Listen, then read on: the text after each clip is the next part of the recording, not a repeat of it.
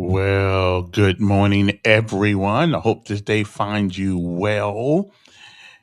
It is one more day on top of the ground, and the ground's not on top of you. I would think you would take that under some serious consideration since you and I made the wake up call today. Good morning to you. It's time to rise and shine. But before we do anything, where's my phone? Before we do anything, we got to see what the weatherman is bringing us today. And that's what we are going to do at the moment because we need to know these things in order to plan our day. Although just because I give this to you doesn't necessarily mean it's going to all end up this way. But it looks like it looks like it's gonna be a little chilly today. The temperature outside. Where did my weather go? Okay, hold on. WEATHER. Okay. Oh, there it is, right there. Okay, I knew it was someplace around. Okay, I'm just saying. Okay, what is the weather forecast for this day? Believe it or not, it is a little chilly outside today, but it's not that bad. It is 40 degrees outside this morning, and I've seen it colder this year, so we good. Okay, 40 degrees. A high today at 72, a low tonight of 42. For the rest of the weekend, well, for today anyway, a 2% chance of precipitation. Abundant sunshine, however, with a high of 72. 72 is perfect, right? It would absolutely perfect. Winds light and variable. On tonight, a low of 42, which is not that bad. That's a good sleeping one, okay? Clear and partly cloudy, low 42 degrees, winds light and variable. On tomorrow, looks like we're going to have a little bit of sunshine, a little bit there. Sunny skies with a 7% chance of rain. So I would say that the weekend is looking pretty good. But like I always say, anytime you're on top of the ground and the ground's not on top of you, it is a great day to be alive. And again, if you're just now getting up and you notice the house has a chill to it, well, that's not a big deal. Could be worse. Anyway, it's 40 degrees outside. A high today of 72 degrees. That sounds like good weather to me. I got to tell you. I mean, I don't know what it is in Indiana right now. I'll have to call up there and see. But I'm pretty sure it's colder than 40. Anyway, good morning to you. It's time to rise and shine. Time to get up. Remember, you're wasting daylight. Okay. Never complain about the things you didn't get. Be thankful you didn't get them. Good morning to you. Time to rise and shine. We changed the world in history right here where we're from. It's new beginnings to you and me, cause we're not done. In our city, in our city, in our city, we're not done.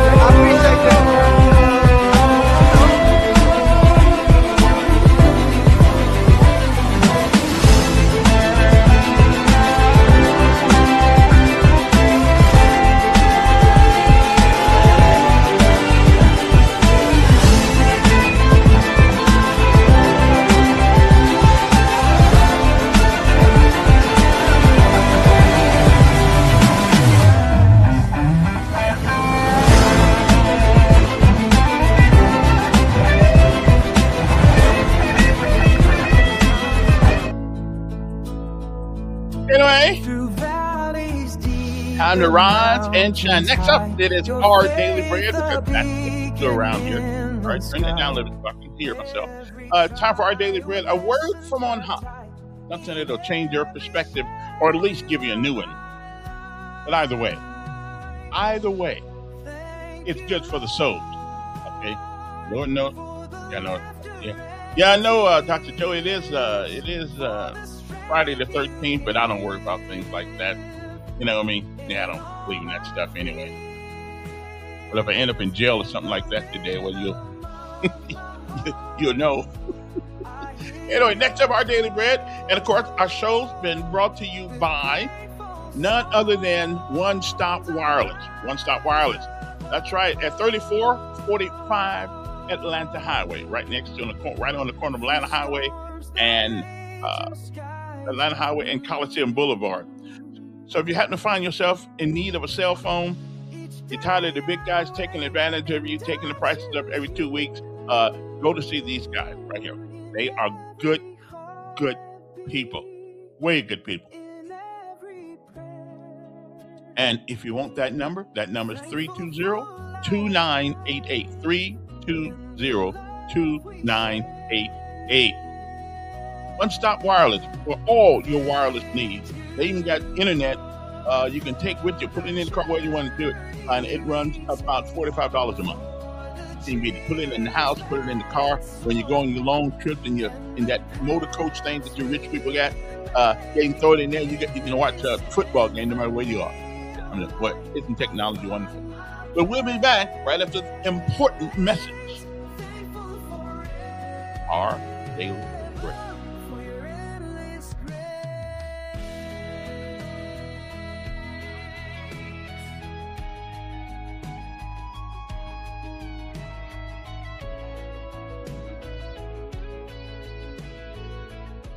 If someone has left you a godly inheritance, invest it in others. Our Daily Bread. Today's encouragement from the Our Daily Bread devotional is written by Kayla Ochoa. Kayla writes, Grandpa and Grandma Harris didn't have a lot of money, yet they managed to make each Christmas memorable for my cousins and me. There was always plenty of food, fun, and love, and from an early age we learned that it was Christ who made the celebration possible. We want to leave the same legacy to our children. When we got together last December to share Christmas with family, we realized this wonderful tradition had started with Grandpa and Grandma. They couldn't leave us a monetary inheritance, but they were careful to plant the seeds of love, respect, and faith, so that we, their children's children, might imitate their example. Kayla continues, in the Bible we read about Grandma Lois and Mom Eunice, who shared with Timothy genuine faith. Their influence prepared this man to share the good news with many others. We can prepare a spiritual inheritance for those whose lives we influence by living in close communion with God. In practical ways, we make His love a reality to others when we give them our undivided attention, show interest in what they think and do, and share life with them. We might even invite them to share in our celebrations. When our lives reflect the reality of God's love, we leave a lasting legacy for others. Today's Our Daily Bread devotional scripture reading is from 2 Timothy chapter 1, verses 1 through 5. Paul, an apostle of Christ Jesus, by the will of God, in keeping with the promise of life that is in Christ Jesus, to Timothy, my dear son. Grace, mercy, and peace from God the Father and Christ Jesus our Lord. I thank God whom I serve, as my ancestors did, with a clear conscience, as night and day I constantly remember you in my prayers. Recalling your tears, I long to see you, so that I may be filled with joy. I am reminded of your sincere faith, which first lived in your grandmother Lois and in your mother Eunice, and, I am persuaded, now lives in you also. That's today's scripture reading from 2 Timothy chapter 1, verses 1 through 5. Let's pray. Father, may we leave a good spiritual inheritance to our family as you use us to show your everlasting love. In Jesus' name we pray. Amen.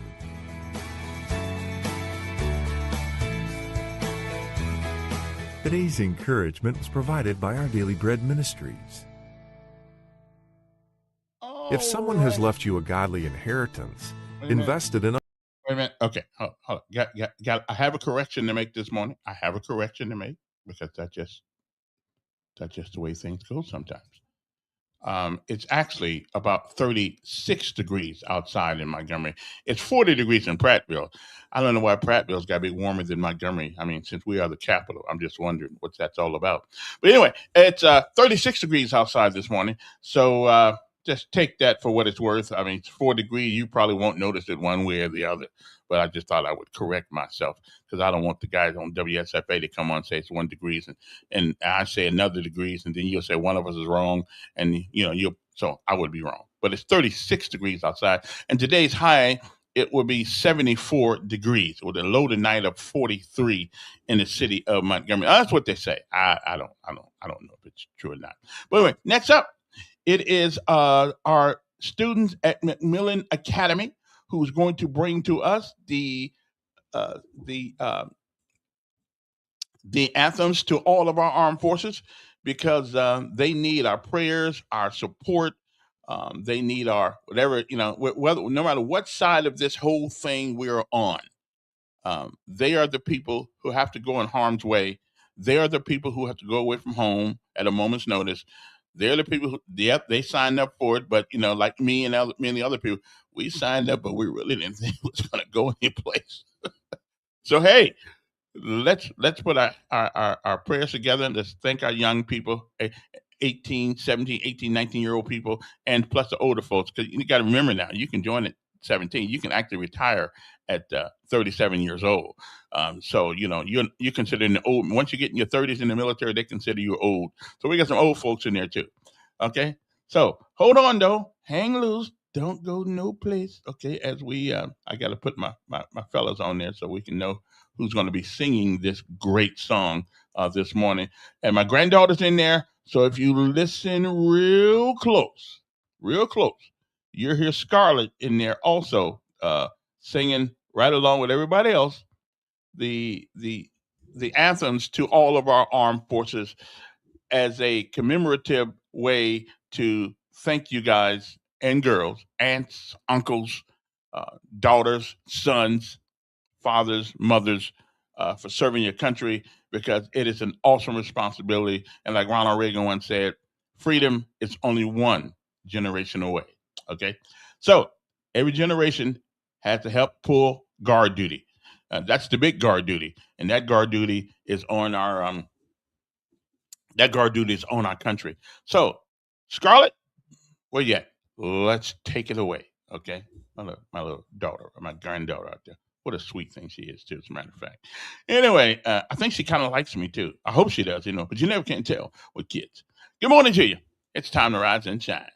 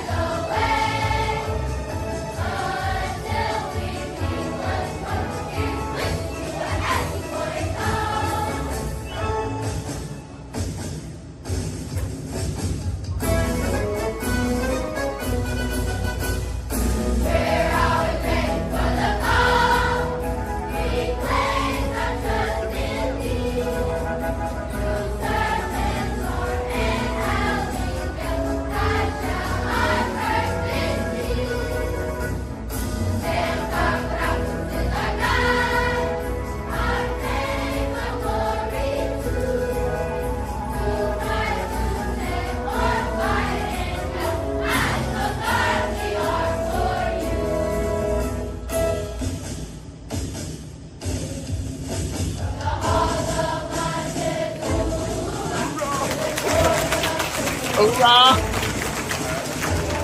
Whatever that means.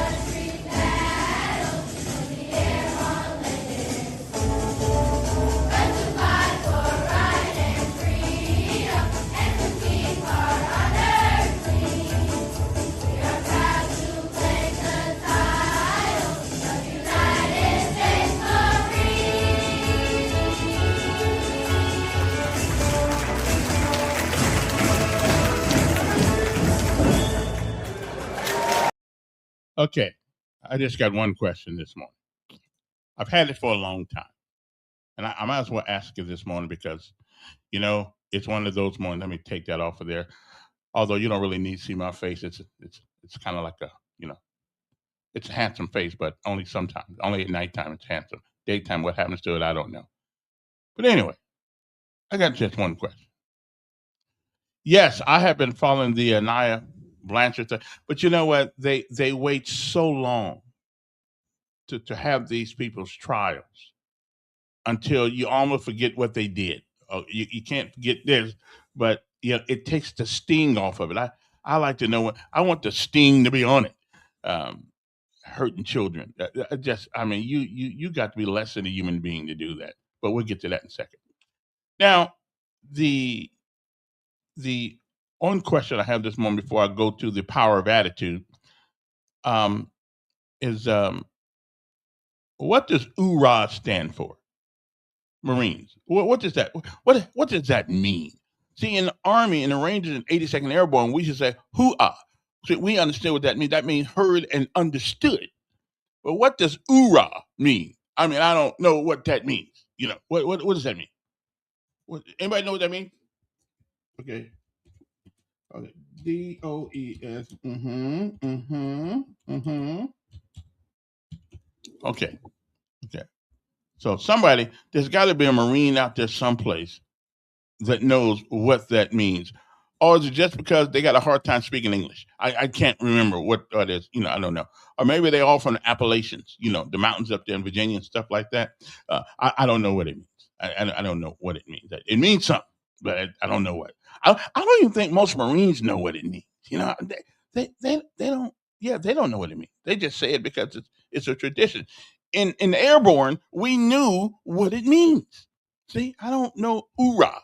I mean, is that like some acronym for some letters or something? I don't know. But I guess it's too late for me to worry about it now anyway.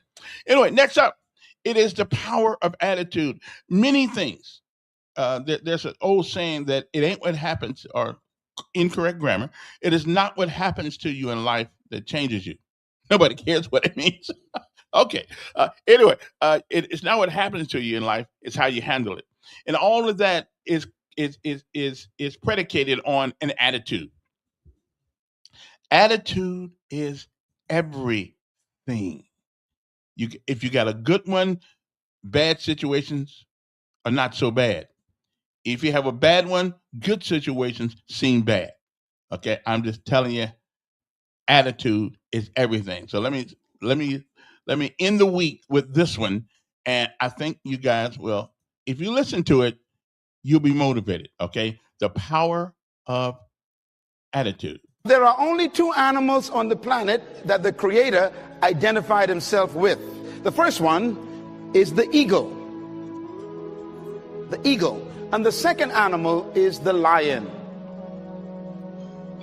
And when I identified those two animals as his favorite to identify himself with, I recognized I better study these two animals, because if he is the leader of the universe and I want to be a leader on earth, I better find out the nature of these animals and also the attitude of these animals. And I discovered that both of them are the kings of their domain. The eagle is the king of the bird kingdom, and the lion is the king of the animal kingdom. But let's talk a little bit about the lion. The lion has what I call the spirit of leadership. And this word spirit here is referring to attitude. Everybody say attitude. A leader has an attitude that makes him or her different from followers. Now, the lion is the king of the jungle, But the lion to me is a great source of encouragement to all of us. I want you to write this down. Remember this as long as you live. Number one, the lion is not the tallest animal in the jungle. Number two, the lion is not the largest animal in the jungle. Number three, the lion is not the heaviest animal in the jungle. Number four, the lion is not the smartest animal or the most intelligent animal in the jungle. And yet, when he shows up, they all run away. Well, here's one of my favorite quotes that I put in my books, and I believe it really brings home the point. An army of sheep led by a lion will always defeat an army of lions led by a sheep. And the answers to that dilemma is this: because leadership can transform cowards into violent warriors. The right kind of leadership can transform a timid into bold people who are fearless.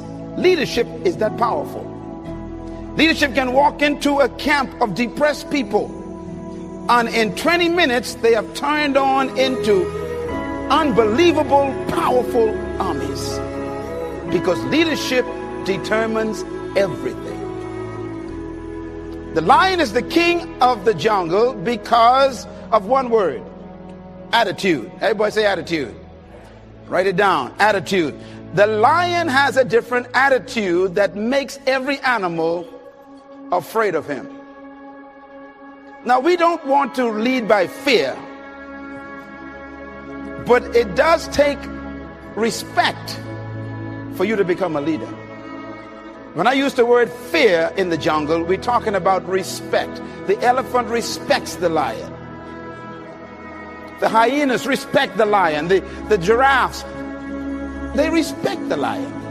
What makes these massive animals respect such a small cat?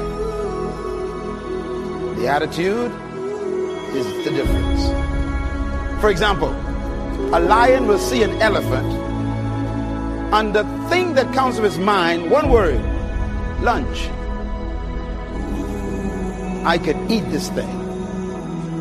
And he acts the way he thinks. Now, here's another amazing mystery. The elephant is larger, bigger, stronger, more powerful, heavier, and more intelligent. And yet, when the elephant sees the lion, one word comes to mind: eater. Attitude is a product of belief. You cannot have an attitude beyond your belief. So your attitude comes from your belief system. The lion is the king because of what he believes about himself.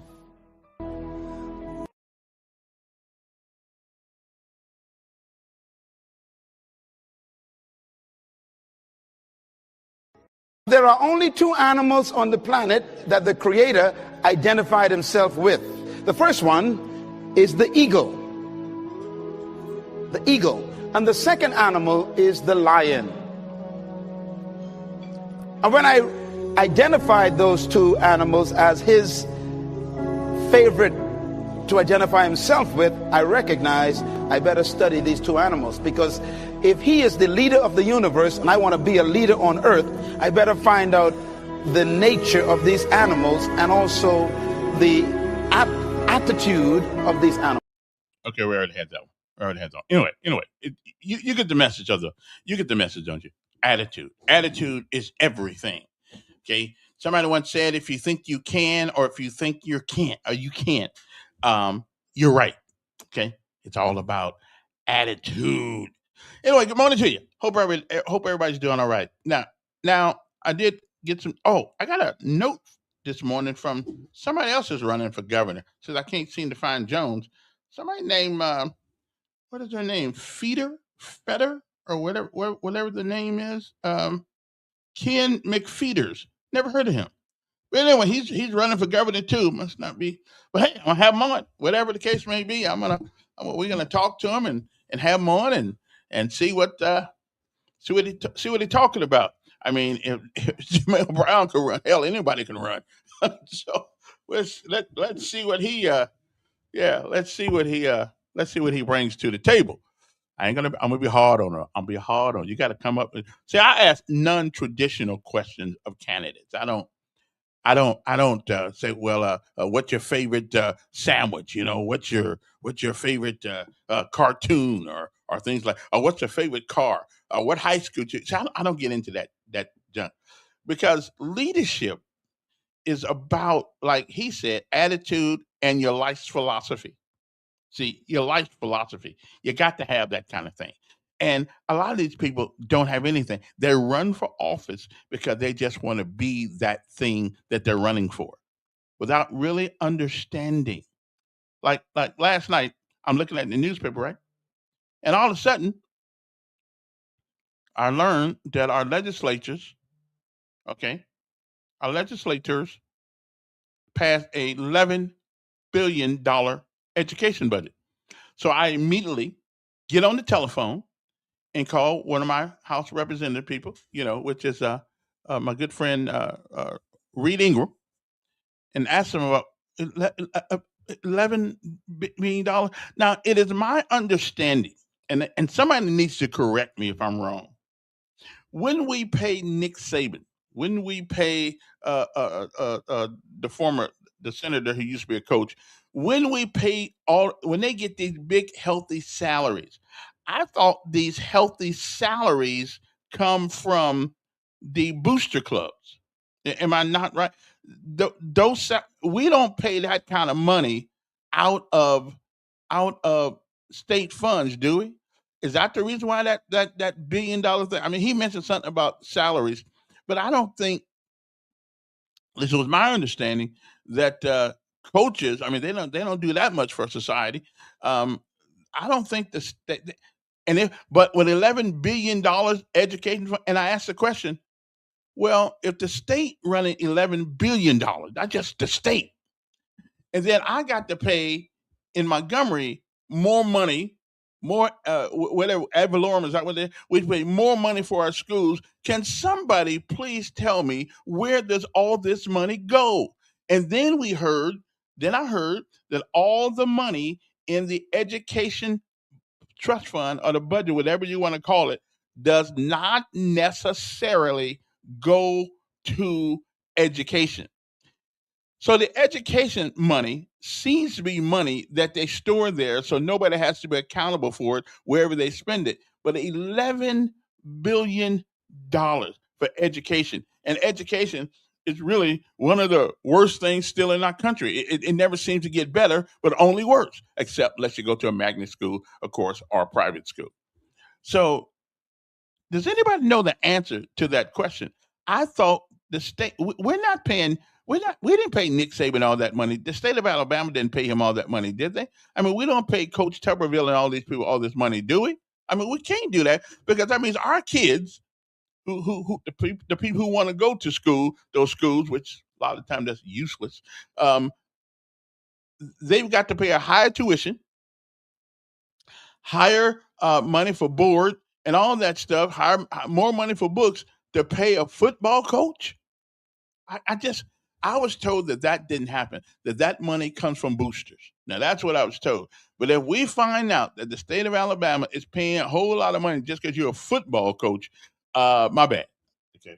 Now I will admit to you that the football team does bring good money into the do bring good money into the to the system. That's true. Matter of fact, they're probably one of the only things that do bring them money into the system. But to pay somebody $20 million, $4 or $5 million, come on, a year? Come on, really? It's football. It ain't rocket science. Okay, you're not curing any disease or anything like that. You're not finding a cure for COVID-20, because sooner or later it'll be here. So we're not finding anybody for that stuff. So that may be worth $4 or $5 million a year salary. But football coaching, come on, Although Nick Saban was a bad mamma jamma, I ain't gonna tell you. But no, we don't. I was told that I really was told that they didn't pay that kind of money. But moving right along, there's another bill.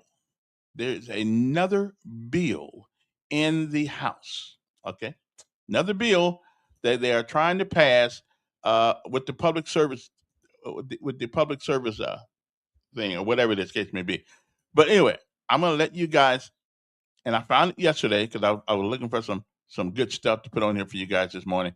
And since I'm figuring out all my equipment now, I'm learning this stuff good. But before we do that, you remember doing the Jubilee Crossing, right? You remember the Jubilee Crossing? Um, we there was shooting down there. Okay, there was some shooting going on down there. Okay, shooting going on. Well, now we know. Now we know who was doing the shooting. That's right. This fella right here. Now, this one of the fellas right here that did the shooting. Hey, don't blame me because he got weird looking hairdo. Like I always say, all these folks, all these fools right here looking like stupid people by the head are always the one end up doing crazy things. Okay? But that ain't my fault. Listen, I didn't make him black, but I knew it was somebody black. I knew it was. I knew it was because we have lost our ever loving mind and he's only 18 years old. I mean, he could have killed a lot of people. I think he could have killed a lot. There were some people, 6 people hurt. But this is the brother right here that didn't have nothing to do on. Now we're down there trying to celebrate the accomplishments of who our people are, the things they went through. And we got these young YNs who want to create havoc, okay, and chaos. But this is the guy right here. Yeah, this is him. Yeah, this is him. We should put his face on all kind of milk bottles. Okay, milk bottles, toast bottles, bread packages, cornflakes boxes, whatever. Okay, and he should go to jail for at least 25 years. Okay. Well, I don't know. Listen, I don't know if you can deport the guy. I think he's homegrown. Okay, 18-year-old. Okay, see, that's what we need. You know what though? Maybe we ought to have a deportation thing, because and let's have an agreement with some country that you take our junk and we'll send them to prison in your country and we'll pay you a couple of dollars a year to hold them there. I think that's good. Yeah, we need to. Some professors make 200. I don't listen. $200,000 is not. It's not an overbearing amount of money. That's not. That's not. I mean, some people have the brain worth $200,000 a year. And listen, I'm not saying the football coaches, if they can get somebody to give it to them, that's not a big deal. But I'm telling you that I don't believe that students should have to come there and pay for his salary. Okay, we're already paying for everybody else's salary there. I'm just saying. But anyway, and I got another picture for you. But this is the guy right here that did the shooting the other day, and well, another brother. It's a hairdo. It's the hairdo. It is stopping air and oxygen from getting to their brain. Okay, I mean that's what it is. First of all, I thought that was a woman, but it's getting can't get. I just don't understand it. I just don't understand it. Okay, but anyway, another law. Where's his dad? All I want. Where's his daddy at? Can somebody tell me where his dad is? He's 18, so he's not totally grown yet. Where's his daddy at? Okay.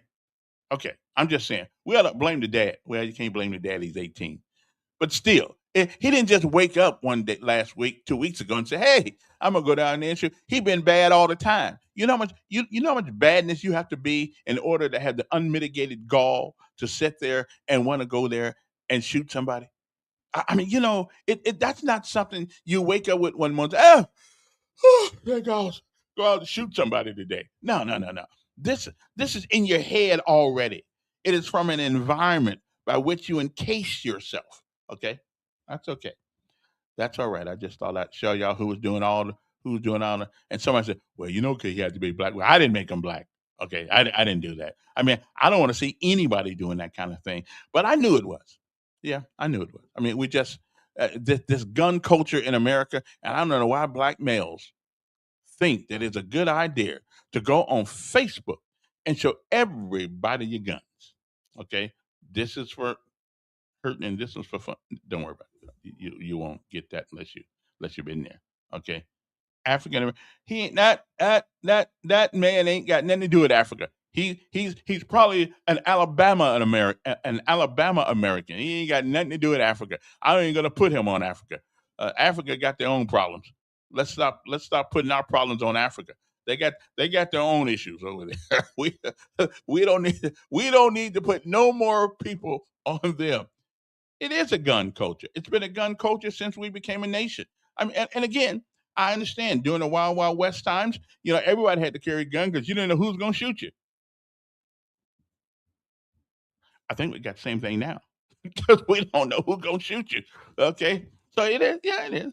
But a professor, a good teacher making $200,000 a year because after taxes it's not $200,000. I think that's good. You want the best and the brightest. You want the best and the brightest.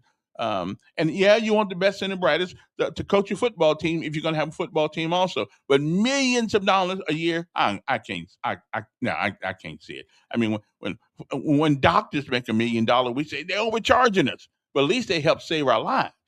But when football coaches make lots of money and basketball players make lots of money, and football players and football coaches, we seem to celebrate this. But if Dr. Johnson says it's going to, I need a salary of at least $1.5 million a year. We say that's too much money. That's what. No. Let me say that if you're on your deathbed and that's the only guy that can get you, can help you out. Yeah, I'm good. Pay the man what he wants. Pay the man what he wants. Anyway, move right on another. It is 7:42 in the morning. If you got to be there by 8 o'clock, you got 15 minutes to do it. Moving right along to other things. Now we're gonna take Mr. Shoot 'em up off my screen because I'm tired of looking at him. But I got to tell you, I'm tired of looking at the brother. That's it. I'm so sick of these kids doing all the things they doing. And the biggest problem, everybody knows the biggest problem is that a lack of dads in these kids' lives. It just got to be a lack. I can't think of any other thing. Because being poor doesn't mean you got to be a criminal. Look at me. I'm a nice guy. I was poor too coming up. Okay, like most of us in America, unless we were in the right gene pool and they both got together and life was good, then we the only way out for a lot of us. And thank God for U.S. military. It gave black folks an opportunity to at least become part of the middle class. Yeah, we still called hell, but it did give us a way to become part of the middle class. And so thank God for U.S. Army, the military, Army, Navy, Air Force, Marines. And then even after serving this country, sometimes we still call hell. But you know what? Everybody catches some sort of hell one way or the other. Now, here is another thing I have for you guys. What is this about? Oh, that's not him right here. Okay, let me see if I can find this one right here. Okay. So $11 billion education funding package. The Alabama House, I told you about that. Spending package totals $10.9 billion, covering programs spanning from pre-K to higher education.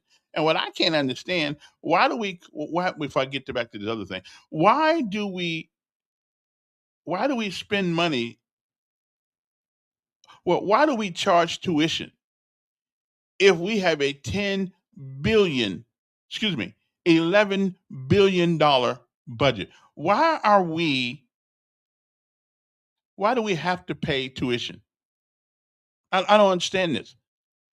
Does anybody have any concept whatsoever how much 11 billion? That's not for the state budget.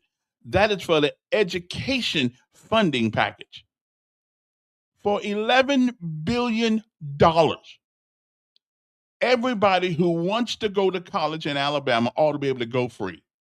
Okay? Well, it ain't free because part of their money is part of that $11 billion.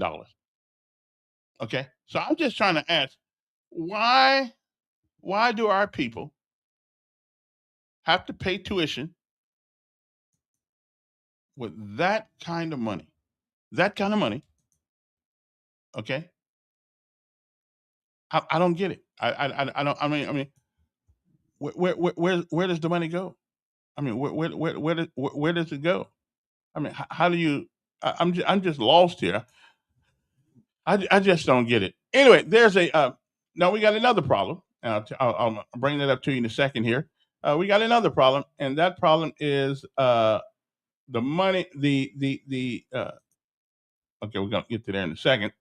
We're going to okay, stop that. There's another bill.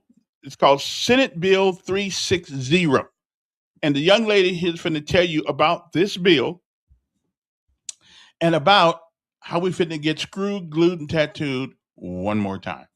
Okay, we that is just the way it goes, bro. That's the way it goes. But now she can explain it better than I can, and so it's about this whole package of it's about this thing where you. Well, I'll let her tell you about it, and this is still pending now. I think they passed it, SB what number is that? 360. So let her tell you about this bill, and then you can see that you're getting screwed, glued, and tattooed all over again. Which is laughable. Why? Well, let me tell you. This bill will change the Public Service Commission from 3 members to 7, but the governor. Okay, 3 members to 7. Okay. Y'all know her name. Will get to appoint 4 of those members to serve initial terms beginning in July of this year, just a couple months away. So anyone elected. Okay, so now they're not going to wait till the next term is up. They're going to get this thing done, but redo the PSC, and they're going to have it effective this year. Okay. Don't give the people a chance to figure it out, because anytime you put more people, I mean, 3 people have been handling it well. If they would handle the job, it needs 3 people. They really don't need 7. Okay, like the Supreme Court. If we had 3 Supreme Court justices, that'd be all right. That'd be the same thing as having the 9 that they have.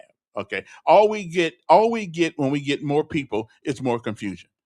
Okay, and in November will basically have no voice because she's picking. But here comes the best part. Tell me. The governor will select these 4 names from a list of 3 people submitted by 3 people. And those 3 people are Lieutenant Governor Ainsworth, one of the biggest recipients of Alabama Power PAC donations; Nathaniel Ledbetter, the Speaker of the House, another recipient of Alabama Power PAC donation money. Right. Lastly, Garland Gudger. He's the President pro tempore to the Senate, also a recipient of Alabama Power PAC donation money. And let's. Okay, so what she is saying, just in case you don't get this, is that all of these people that are going on the Public Service Commission, a lot of them are getting, the ones who are scheduled to be selected are getting their money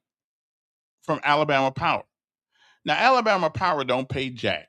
We do. Every time the bill goes up, every time something comes up, Alabama Power, all they got to do is extract it from us poor people. Okay.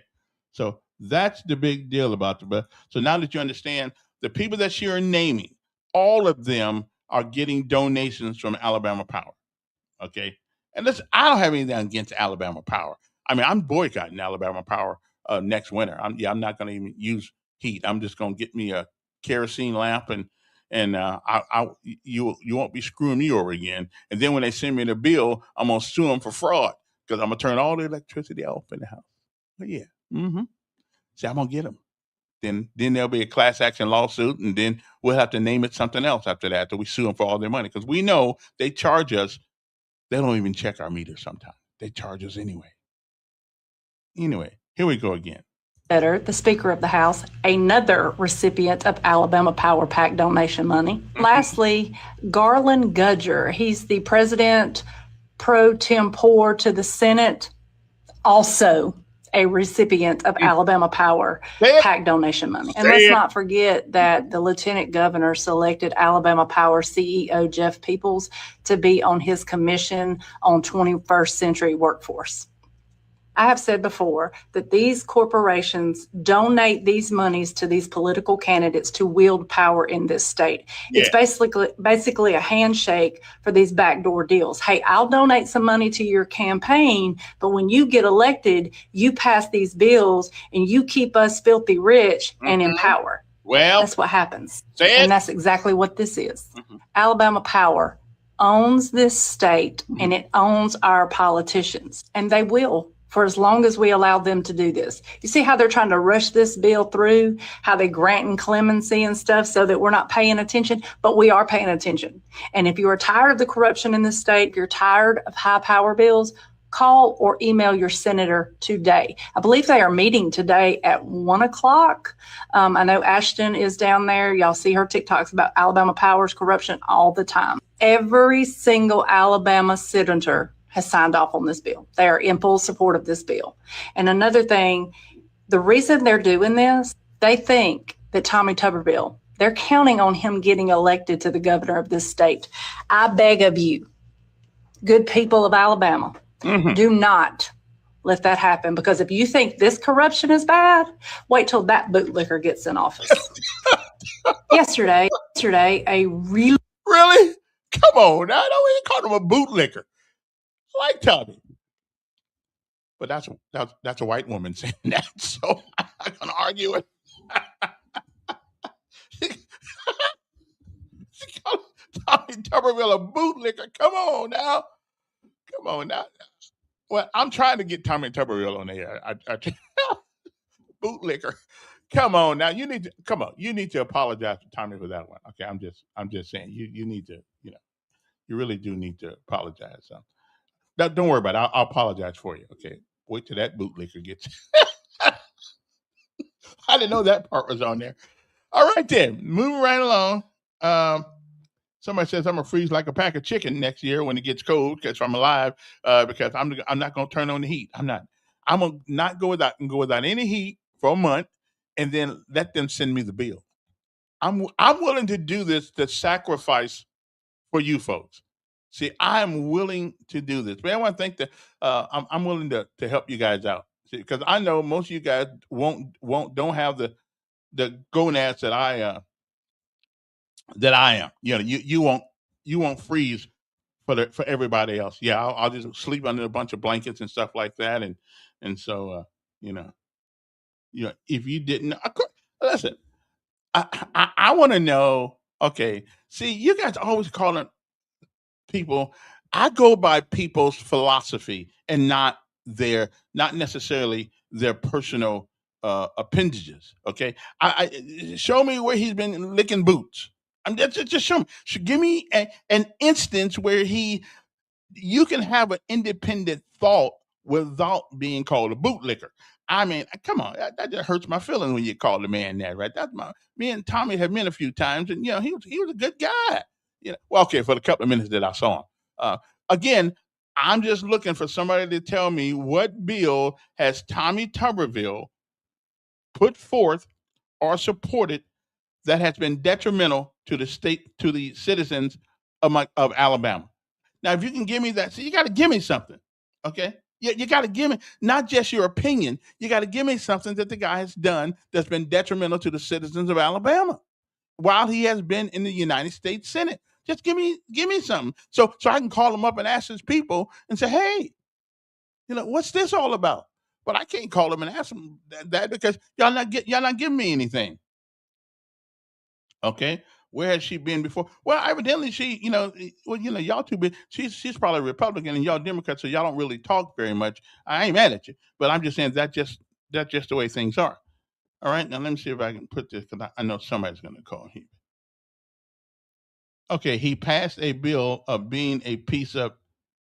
See there. Okay. See, that's why we stay in the dark. Give me a bill that Tommy Tuberville has supported or put forth. Oh, I'll put my clothes outside there, Dr. Joe. Yeah, I'll put the clothes out. I'll go down to the laundromat like I do. I go down to the laundromat. I'm not telling everybody to not turn on the electricity. I'm just saying I'm not going to do it. And then when they send me that bill, see, when they send me that bill saying that I owe them so much money, you see, I know they be lying, and so then we all gonna get paid. So I'm willing to sacrifice for all of y'all so I can get $1 million, a couple $1 million from Alabama Power. See, I'm going outside, and I'm turning off the box. Okay, I'm gonna treat my house like a tent. Get me a little kerosene in here, and I will not pay these outrageous bills that they can't prove I use all that stuff. So I'm gonna get rich. Okay, he passed the bill. What bill did he pass? What bill did he pass? Okay, now the Tubbs stopped our tax money going towards abortions in our military, and I'm good for that one.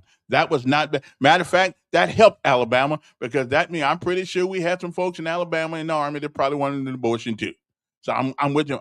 I have no problem with that. Is there anybody else can give me something that he's done? That does not support the general does not get the general consensus of the people of Alabama. I mean, we like calling people names, but do we? And even her, I'm gonna see. I'm gonna find out who she is. And come on and tell me, why you think the man's bootlicker. Okay, I thought that was kind of funny though. He's done nothing at all but try. Okay, he's done nothing at all but tried unsuccessfully to block legislation that's already in place. Which legislation are we talking about? And if it was blocked, how would it hurt the state of Alabama? I'm a reasonable guy. Tell me which legislation. I mean, that's easy to say that, but tell me what legislation are you talking about? I got a phone here, 521-2963. I mean, we gotta, if we listen, there's nothing wrong with going against people, being an adversary. But at least know why you're being an adversary rather than just making things up. If you don't like Tommy Tuberville because he's a Republican, just say that. Just say, I don't like Tuberville because he's a Republican. Just say that. Okay? Or he went to Auburn. Okay? Or anything like that. Just say that. I'm good with that. At least you got a reason. But now if you're just jumping on the bandwagon because somebody else is on the wagon, well, you don't know what's on the wagon. I'm just saying you might want to. Again, I like Tommy. Matter of fact, I like Tommy. I like Shamari. Shamari Figures, and both those on opposite ends of the spectrum. But again, because I don't really go by the party they're in, I don't really go by. I go by the fact of the matter: do they think out their position? Or do they just take a position because the party bootlickers want them to do that? Okay. I'm not going against him. I like his basic attitude. I told you, I go by people's attitude. People and their philosophy. People don't normally go beyond their belief system. They don't normally do that. They normally stay within that. And even if they get off the beaten track, they come back to it if they really believe it. It says Tuberville is going to bring law and order to the YNs in the streets of Montgomery. Okay, there we go. Here we go. Well, somebody needs to bring order to them. Somebody. Obviously, we don't have the police force to do it. We don't. We again, our biggest problem in Montgomery, like it is in most urban meccas, is a lack of dads, not the lack of fathers. Every child that's ever been born has a father. Every last one of them. Even Jesus got a father, and that's God. So everybody's got a father, but the dad is the relationship of the father to the child. We really don't pay that much attention. I think, and somebody told me yesterday that a judge downtown, which I won't call the name, but one of the things we should start doing is giving fathers custody of their boys. Not because a woman can't do it, because a father needs to know how important his role is in this whole scenario of raising kids. So we should do that. Your child ends up in the court system. You know what you need to do? You need the judge need to take that child, give temporary custody to the father for at least 18 months. Okay? And trust me, a dad will automatically, who is an authoritarian to begin with. And men are just more authoritative, where women are more nurturers, which is what we're supposed to have. I mean, we don't want your mom as ugly as your daddy. We don't need that. We need some softness there. But again, I'm with that. You get in trouble, and if we can't find the father or the dad, then we put a warrant out for his arrest, because if he's not involved in this kid's life, then he has done what is called abandonment. Okay, if the woman knows who the dad is. Okay, I'm just saying. Sometimes we don't. We know. I'm watching. You Are the Father show, Paternity.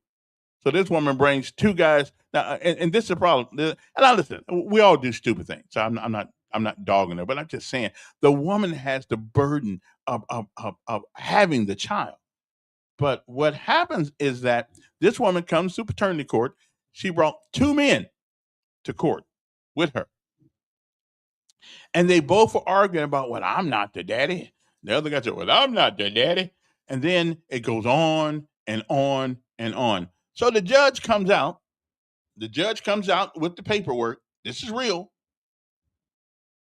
And they both were right.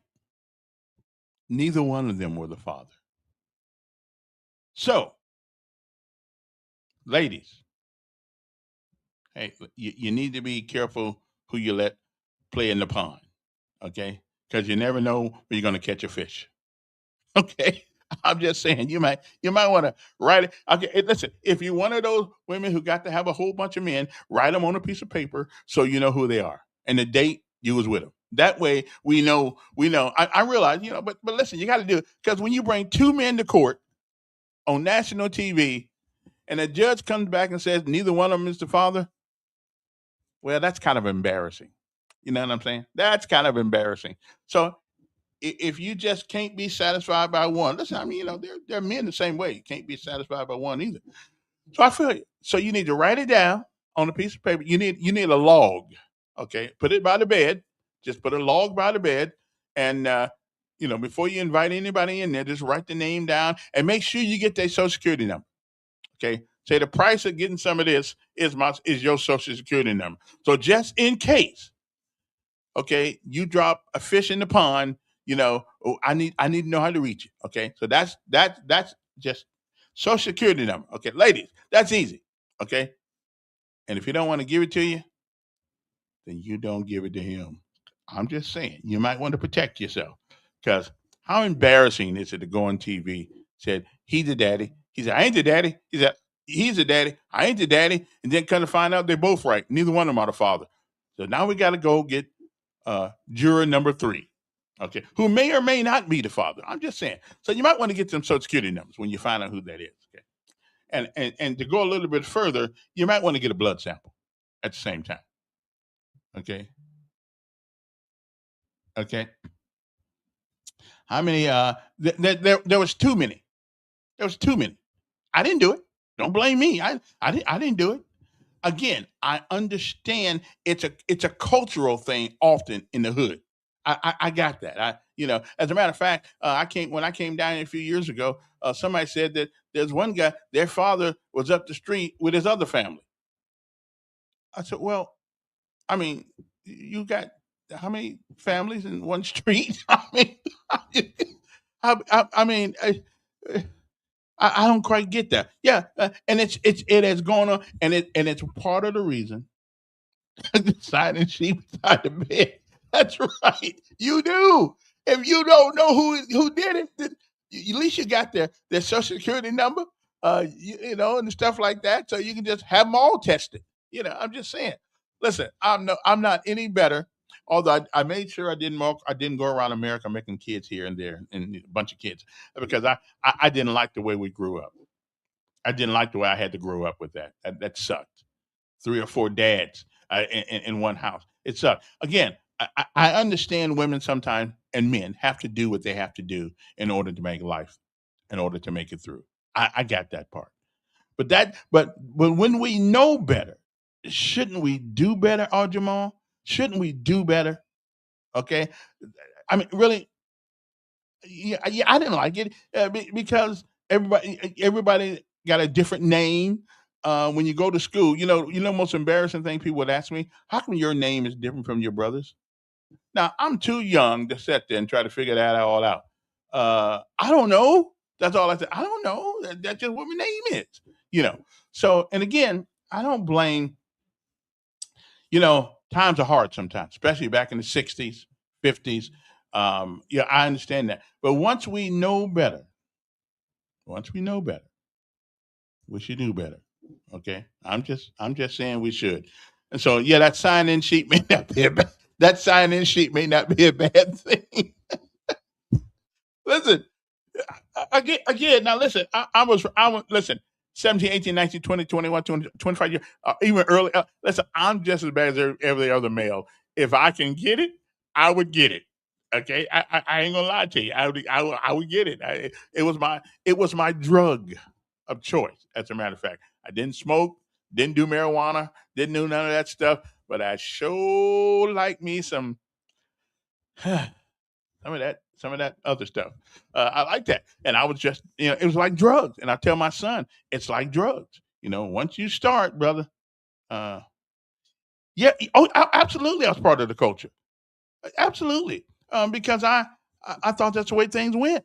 And if you're in the military, my lord. I mean, if you're not smoking or doking or drinking, you're supposed to be out conquering some woman, especially in the Rangers. My lord, I mean, you better not come back to the barracks saying I struck out. Okay, that's true. Yeah, it is. But again, we know this now. We're in a generation now that has seen in the '90s and in the '70s. This didn't start in the '90s. I mean, men, black and white men, have been walking away from the responsibility. Probably since the beginning of time. Probably since the beginning of time. But since we know better now, we ought to do better. You know what I'm saying? I mean, I tell my son that all the time. You need to, if you just got to do what you got to do, just make sure you wrap it up. You don't want to be no daddy before your time. I'm just saying. But if you do, you better find a way to take care of them. Same way you were taken care of. Okay, and trust me, it's worse than drugs. I mean, drugs you can go to a drug rehab center and get off of it. You can't get off this one. Anyway, I didn't say it was a woman's fault, but the woman. I didn't say it was a woman's fault. It's both fault. But I will say the woman is the one who has to carry the child. Okay. The woman is the one that publicly, when the child is here, she's always with that child. In high school, when girls got pregnant, we automatically knew which girl was pregnant because her stomach was out. But we didn't know automatically who the father was. So we could put him on the walk of shame also. Okay, we didn't know. So I'm just saying it ain't the woman's fault, but she is 50% responsible for what happens. Like the man, And again, this is why, ladies, be careful who you give your fruit to. Okay, be careful. Just be careful. Because some of these guys, and listen, then I'm gonna be done with this subject. A man will tell you anything to get the cookies.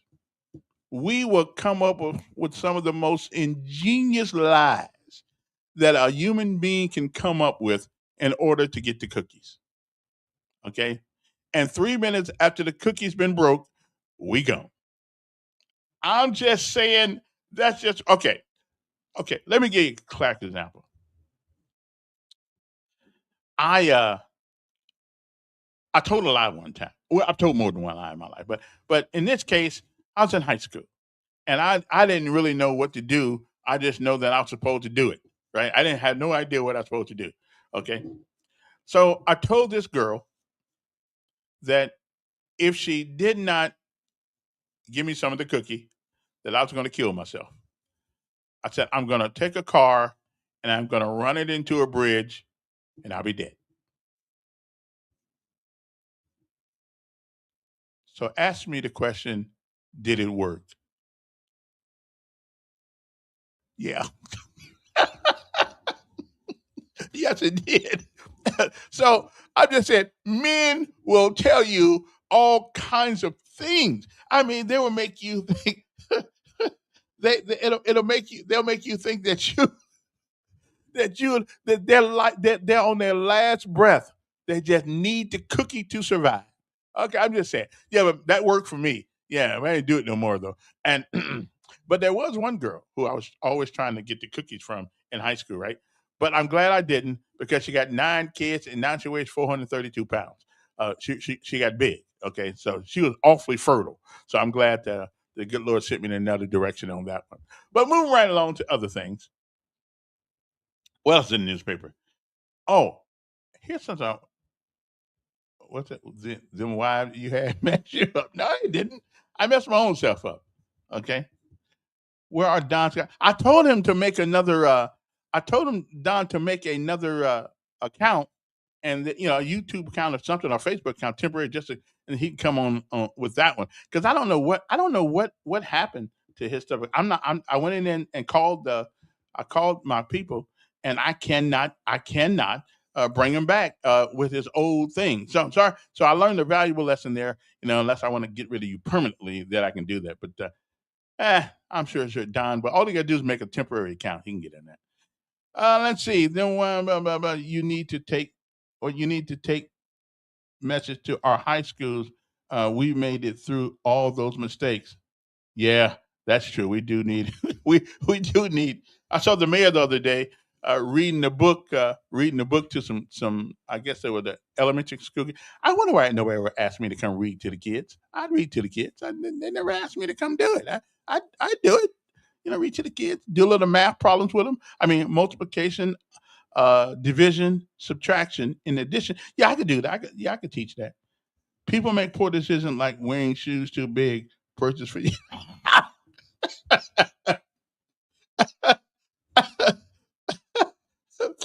Okay, that's a little inside joke there. People make poor decisions like wearing shoes too big, purchase for you. That's Rubio. I understand, but we all make mistakes. And there's only one problem with learning from a mistake. You have to make the mistake before you learn it. Okay. Unfortunately, a lot of women don't want to hear or follow that nowadays. But that's fine. So I'm like my man said, we need if you just got to have more than one man, then just make sure that you got a sign-in sheet by the bed. That's how I just have a sign-in sheet. You need to put your name on this piece of paper right here. So I know what time you was here, the date you was here, and therefore, if something should happen, I'm gonna call you. I'm just saying, and you need a phone number. So if a brother say he ain't got a phone number, don't mess with him because he lying. Everybody got phones, even poor folks got phones. Okay, no. He just lying. Okay.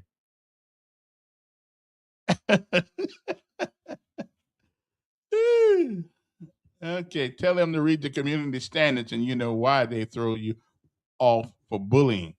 Listen. I think that's probably one of the biggest liberal cons in the history of mankind, bullying.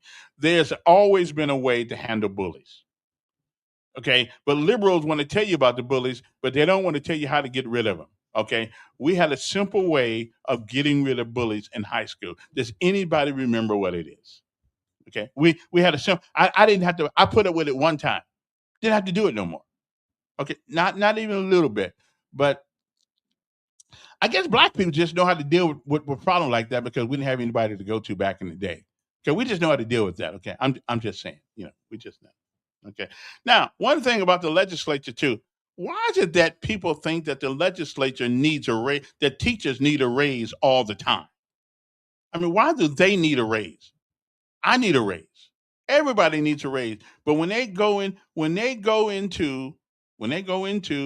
um, legislate the session for each year, they think that teachers need a raise. I think some of them need to get fired, considering what we're producing out of the school. Why is it that we need a 2% raise every time you go? We understand it's an important job, but it's no more important than if I'm sitting in the line at McDonald's trying to get my fries. At that particular time, I need somebody who's competent, fast, in a hurry, and can count change back. Okay. So I don't know why teachers always think they ought to get a raise. The guy at McDonald's wants a raise. He don't get one every year. I mean, the guy at Burger King, the guy, whatever, we all need raises. But why? Because you know what? We can buy the votes that way. Okay. They buy the votes that way. Well, they gave us a raise. Okay, then. All right, then. What's it say? Beat their butt. No. Well, now that's that's part of the problem right there. Yeah, and what we found, and my mother told me, my mother said, listen, you fight 'em. Even if you don't win, they won't mess with you again. Okay, you fight. Yeah. Social Security, they get a raise every once in a blue moon. They don't get it every time the legislature come in session. No, we don't. I know. I've been getting it for a couple of years, and it's still kind of little, but I appreciate it. Don't get me wrong. But it's not that much money. I should have worked harder. That's what I should have did. I should have not took those minimum wage jobs. But anyway, cost of living adjustments. COL's adjustments, military, social security, and the military. My Lord, if we paid the military what they were worth, honestly, we'd have to borrow money from Canada. So let's not even talk about the military. There's no job, except maybe being policeman. There's no job where you're required to go in harm's way. I don't think Social Security gets a raise every year. No, they do not. I get it. No, you don't. I think we got something this year, but hell, every time they take your raise up, they raise the taxes up. So you really don't ever get much of it. Okay, so they give you a raise, and you may end up getting 3% of the raise because the rest is going to taxes. Nah, I didn't get one. No, I said I turned. When did I start getting mine? I started getting mine in. So it was 65. 3 years ago. How many years ago that six? This is 2026. So 23. I've been getting it since 23, and I think I got one raise since 23. Yeah. Well, listen, I'm not saying they don't need raises, but I am saying they're not the only one that needs a raise. And consider this, okay? Out of a 12-year career of teaching kids in school, you get 3 months off a year, and you still get paid, and that's 3 years without working. Okay, so teachers already get a pretty good benefit. Okay, out of 12 years of teaching, 3 off every year. What is 12 times 3? 36. That's 3 years off, and you're still got paid.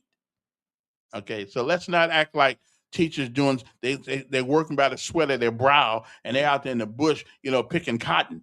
No, and so let's not. Okay, so it's not that bad of a job. Now, just because y'all allow badass kids to come to school and you let the superintendent tell you what you got to put up with that crap because y'all don't have enough balls to go on strike. Hey, sorry about that. And here's the thing about teachers: they're always whining about the condition, which they're right. But it's because of them that the conditions. Like, all y'all get together. I know okay. So what if you lose your job? You're a teacher. You're a teacher. You can get another one. Okay, you can get another job. You got to have a college degree.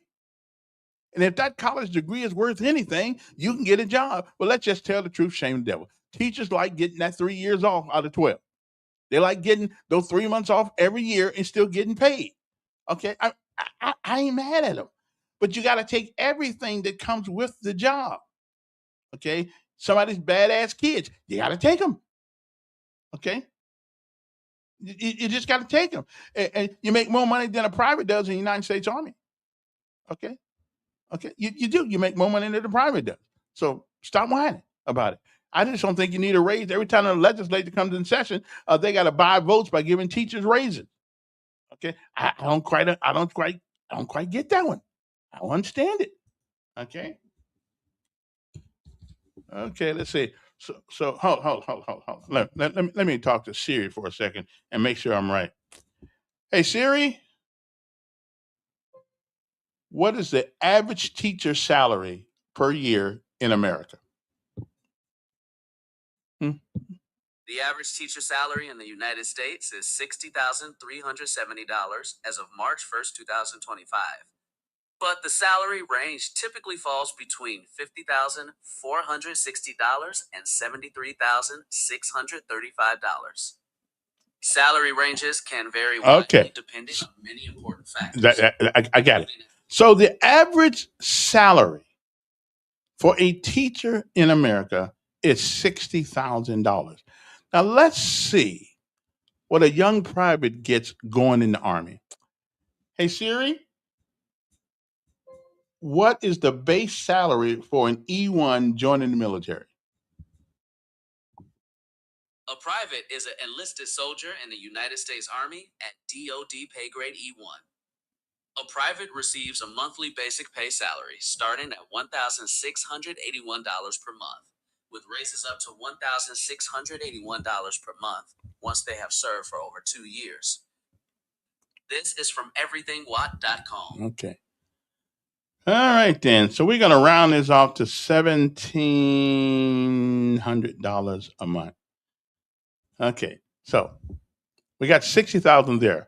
Hey, Siri, what is 1,700 times 12? 1,700 times 12 is 20,400. So let me get this right. We send our young men in harm's way, is E1 and E2s, for $20,000 a year, and y'all getting 60, and you're still whining. What's that got to do with anything? I'm seriously, what does being educated have to do with getting shot at and killed? I mean, it's the same bullet that kills him, or the same bomb that the Iranians are dropping that kills him as it does anybody else. So what's that got to do with anything? I'm just saying the disparities between what teachers whine about what they're getting paid, and what a private E1 gets paid, then I'm just saying, and education, that's a rook anyway, because most of the time the education in schools suck. So don't tell me about that. But he had the great distinction of going in harm's way, knowing it. Well, he may not come back from this mission. Okay. But he gets $20,000. Okay. So, yeah, I don't hear that. Average salary is not the same. Yeah, I realize that at Starling. I realize that. Yeah, I realize. And again, because you may have a higher degree than somebody else, and you may have more experience than somebody. I realize that. But the basic premise is that teachers always want to raise when their salaries are not that bad to begin with. And I think in Alabama, I think it's around $47,000 to begin with. And that's a first year teacher, plus benefits. Okay, so let's not act like they ain't making a little bit of money. Teachers get hazard pay due to the YNs. Listen, I think they ought to get it. But they're responsible for that environment. Teachers are responsible for the environment by which they're allowed to coexist in the schools by which they teach. I would tell the principal, up yours, I'm not doing this. I'm the grown person. I give the orders, and they don't order me. Okay, so that's like having privates in the Army tell the sergeants what to do. Oh, hell no, that's not going to happen. We're not going there. But education is the only place where the animals run the zoo. And I don't blame kids. Yes, I had a big argument with somebody. Kids are not the problem. The YNs are not the problem. The problem is the people who allow them to create that environment. And that's the teachers and the administrators of the schools. Okay, that's just what it is. Okay, but private isn't educated. There are some privates who do get who have degrees when they go in the military. Some of them do. So and with AI,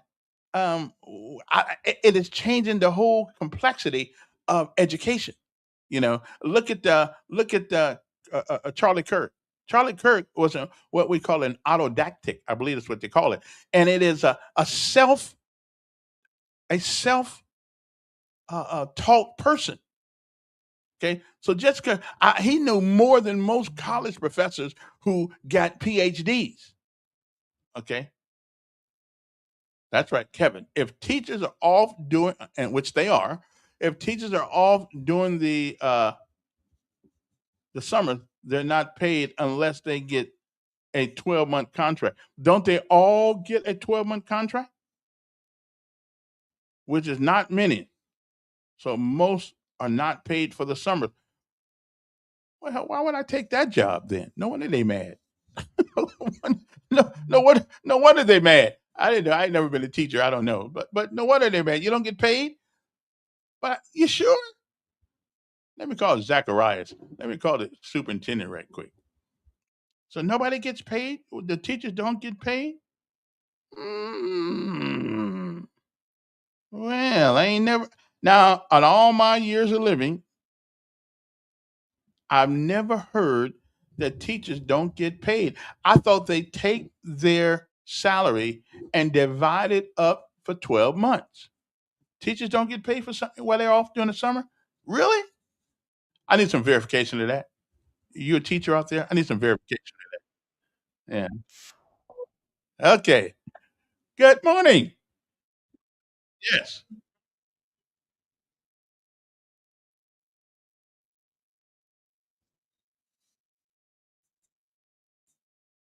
Which is what I said. Yeah. Okay.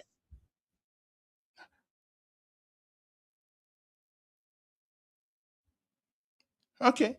All right. That's what I thought. Okay. Now, Dr. Joe says that not all teachers are on 12-month contract, but the space their pay over 12 months. Okay. That makes sense. Okay. Again, when you are as brilliant as I am, when you know as much as I do, most of the time you're not wrong. Oh, wait a minute. Oh, my bad. Sorry about that. Okay then. Well, what they both said was, is that Dr. Joe says, sorry about that. I didn't have the phone thing on. Can't hear the call. Well, I got it now. I'm good. Hey, come on, man. I just forgot my thing there. Yeah. But I got it on now. I'll try to. I got. You know what? I got to put a note up here on the computer to make sure the phone is on. That's what I need to do. Okay. Well, do y'all want to call back and so y'all can let them hear what y'all just said? Because I don't want to mess it up. So give me a call back because nobody heard what you said. Okay. Someone said it's how they choose to get paid, 9 or 12.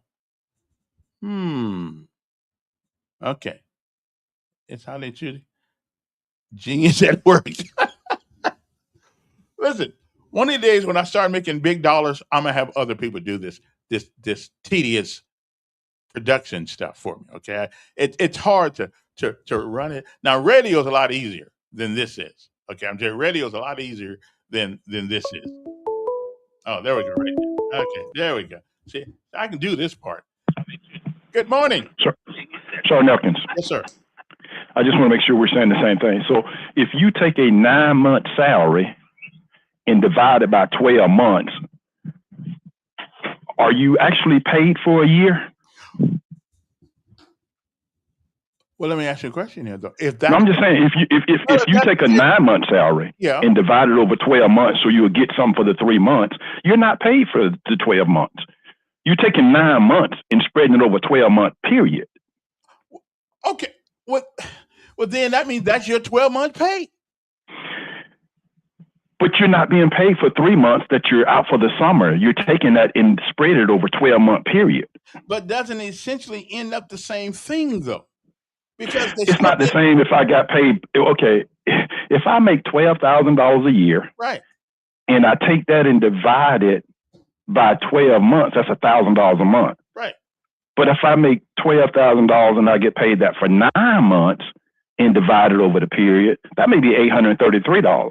So it's, I guess you can't say, but if I'm a 12-month contract person, I get paid for all 12 months, which maybe people in administration like the principal or the ROTC instructor.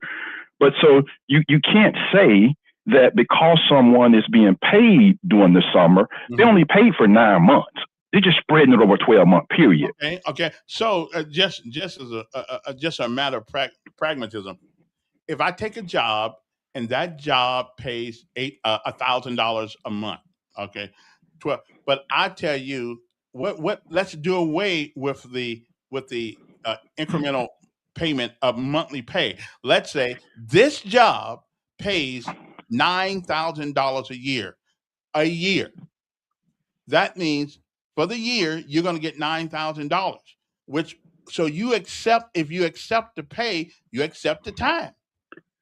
But I guess maybe it's a difficult process for your brain to encompass. If I am only paid for 9 months, I'm spreading over a 12-month period. They're not paid unless there are some administrators in some positions that are 12-month positions.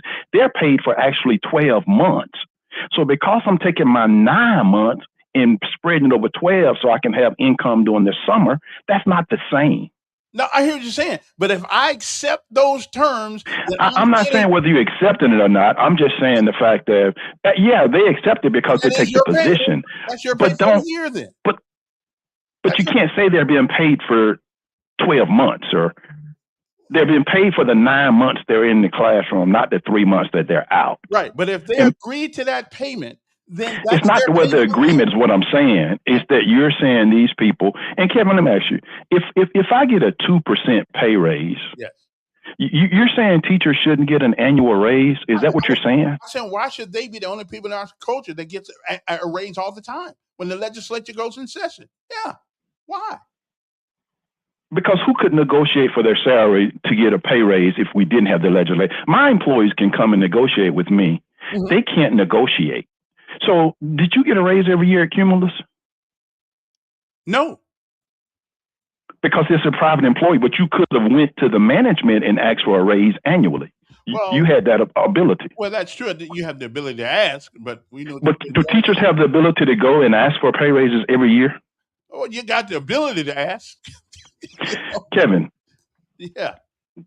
A 2% pay raise, if the cost of living is going up 3.2, their pay raise is not even keeping up with the cost of inflation. Their health care may go up 5%. Well, listen, I understand what you're saying, but as a matter of practicality, it seems that teachers, every time the legislature goes in session, they get a raise. I don't know anybody else. That's the only time they can get a raise. Well, why can't everybody else get the same raise? Well, if you are worth your salt as an employee, you can. My employees get a raise every year. You got any opens? Annually. You got any openings? But Kevin, the health care is going up. The gas is going up. The rent is going up. It's going up for everybody. So every employee ought to have an opportunity to negotiate for a raise. That's exactly right. Now, the military annually gets an annual pay raise, cost of living adjustment. But it's so small that we get to begin with, to start with. Then it's not the issue of a smallness. It's the fact that you're trying to make sure they keep up with the cost of inflation. And you say Social Security, that's what the military raise is based off. The federal raise for it runs parallel. And that's why neither one of us get much.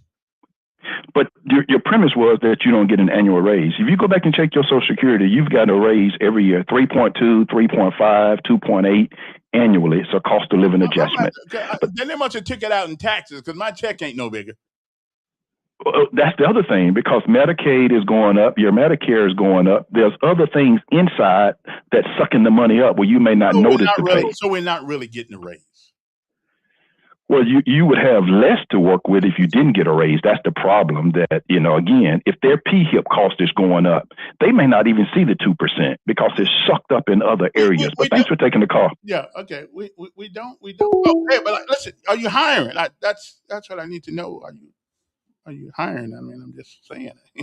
If I can get a raise in your office every year, I come work for you, cleaning up or something. All right, then. Moving right on to other things. How do we get on that one anyway? Because the legislature is always trying to buy votes, is what they're trying to do. Okay. There's another 100 million devoted to Choose Act, which is the program that provides funds for parents to enroll their children in non-public school options, and I'm all for it. Bringing the total funding to 250 million in this budget compared to 180 million last year budget. I'm all for the Choose Act. I am. I am. If you put your if you it's the same money. Why in the world should we pay for a school system that we do not send our kids to? Why should we do that? Okay, and our schools have become places of experimentation. Come on, John. I'm just trying to be, I'm trying not to speak so far over people's head they won't understand me. And so I have to dumb myself down sometimes to talk about things because my brain is going like bashes of lightning fast, milliseconds, I mean just by my head. Next thing you know, I got it, then it's gone. Okay. I'm just saying. Uh, but again, I love the thought of the Choose Act. Absolutely. Because they're experimenting on our kids in public schools. We're teaching kids. We're actually trying to teach kids that men can have babies and just all kinds of things. We don't employ discipline because a Shamika or Mary Jane may come up to the store, come up to the school and start raising hell. So we let everybody get away with just about anything they want to get away with in school. Okay, I'm just saying. We even get rid of good teachers because they tried to employ discipline. And what they did to Abraham Lee at Percy Julian was a shame and a disgrace. Okay, but that's okay. That's okay. We pay for other things. Yeah, well, we do pay for other things.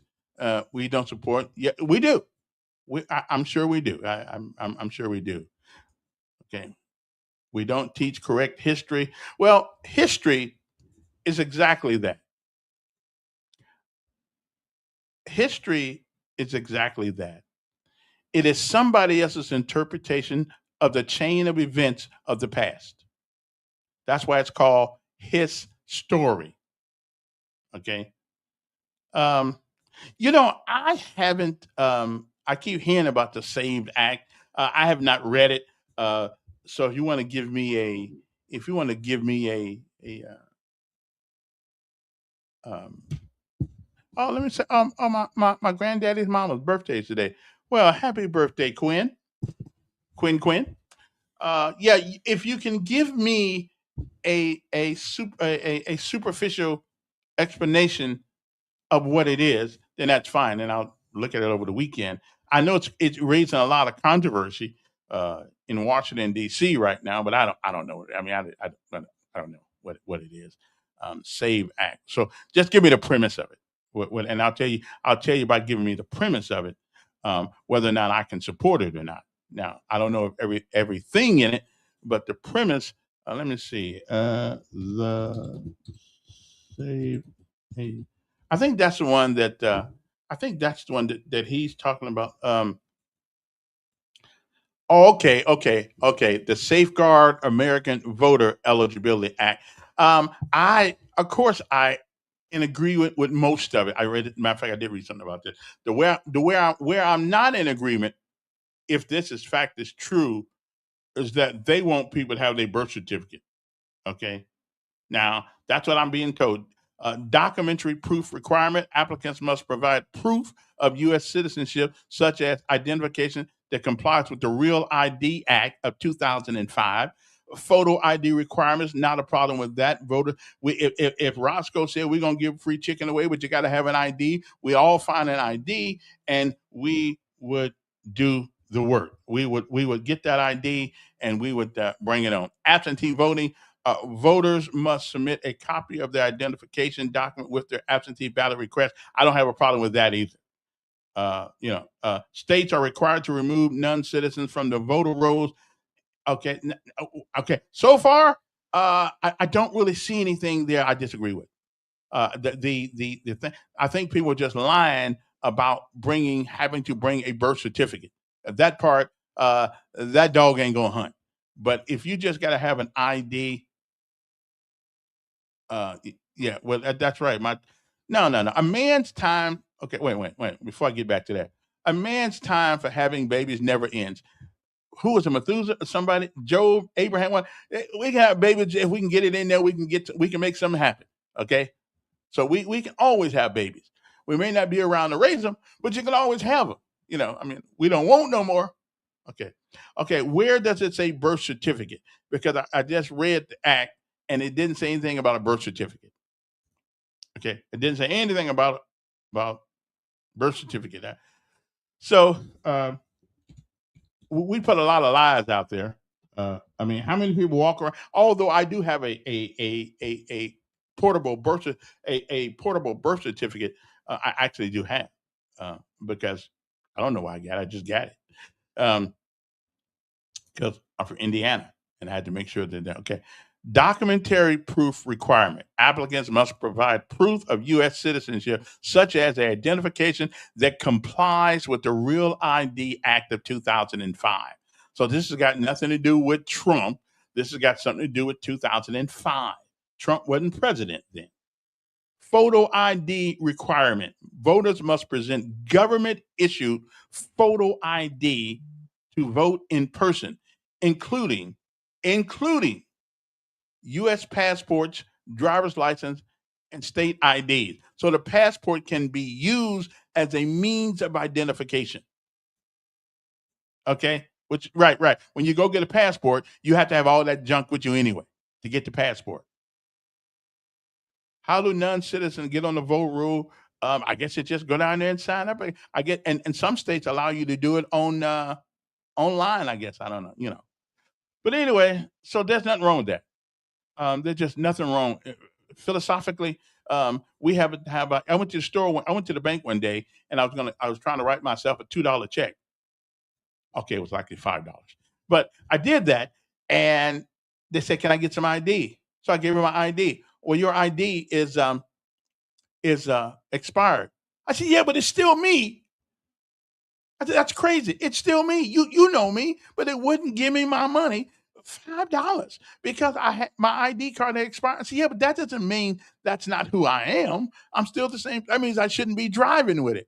I mean, so having ID issues have always been a big deal. But they almost threw me. I almost got to go. I almost went to jail that day. I said, "You're not going to give me money because my ID's expired when I'm still the same person on the ID?"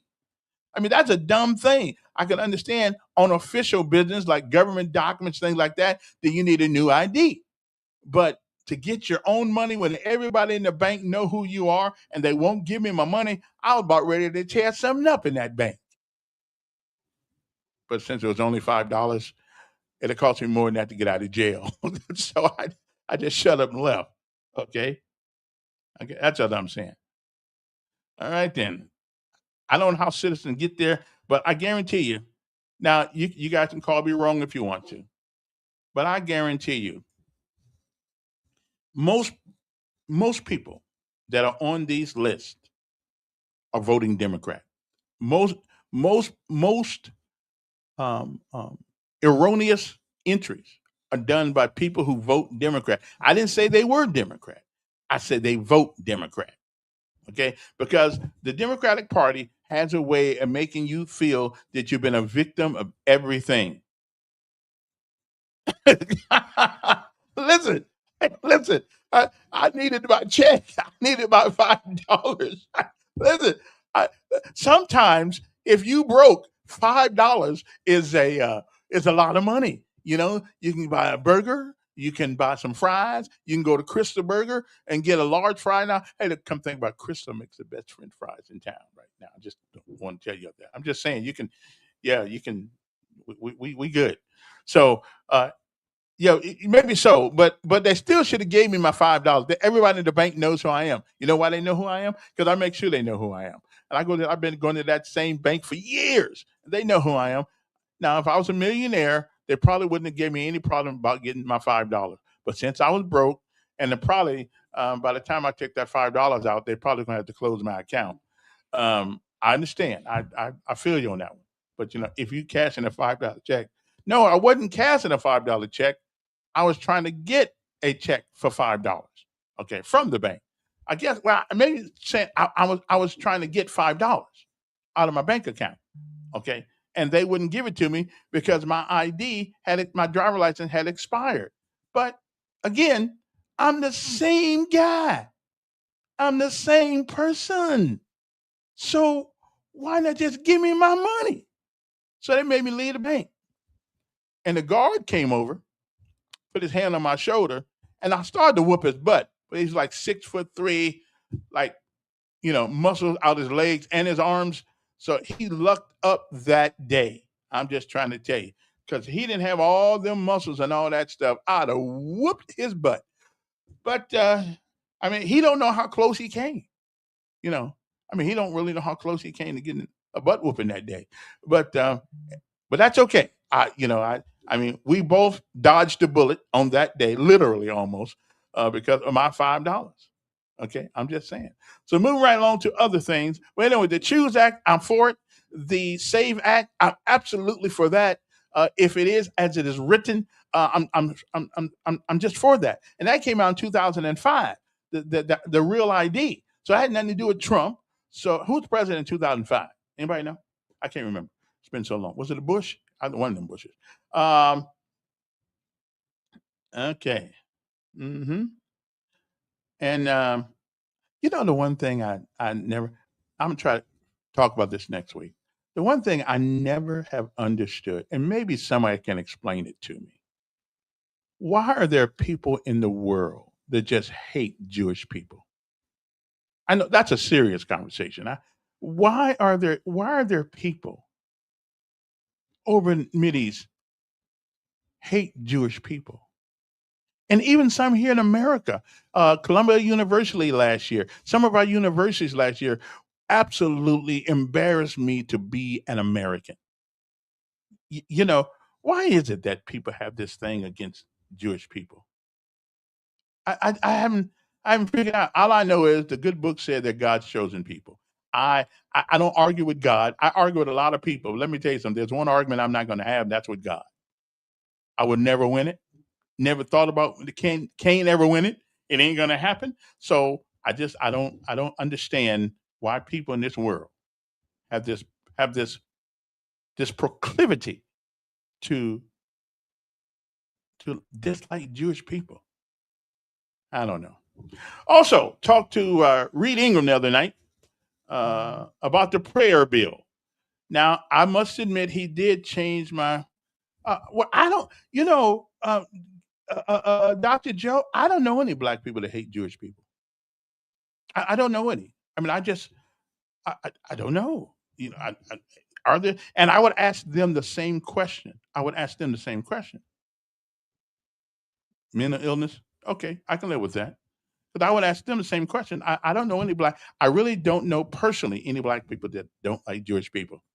I love my Jewish brothers and sisters. I just don't have a problem. Matter of fact, the only people I don't like are people who think they're girl when they're men.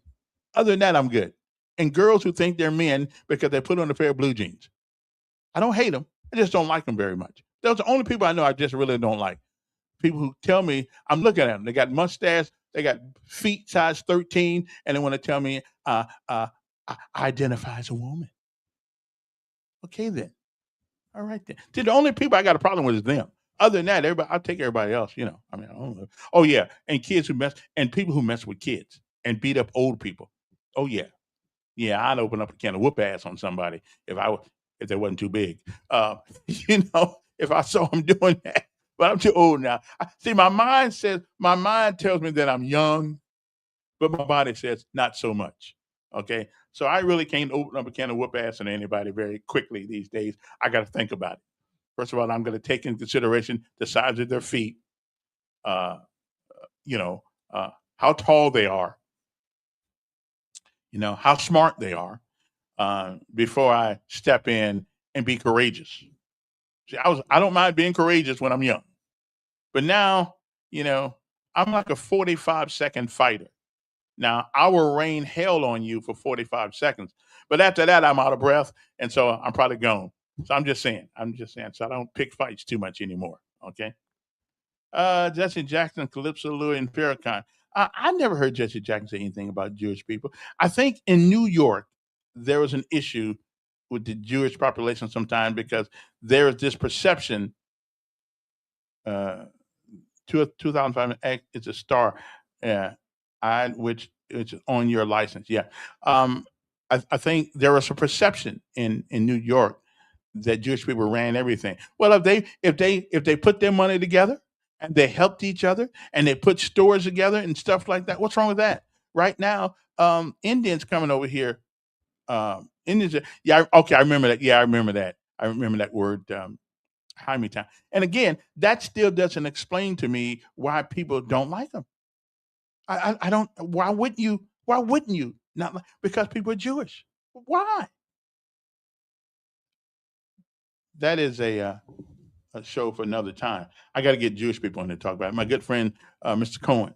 I love that family. They're just great folks. Even Michael knows guy, although they ain't got no advertising from me, never. But I still love them. They're still good folks. Okay. Anyway, it's like saying,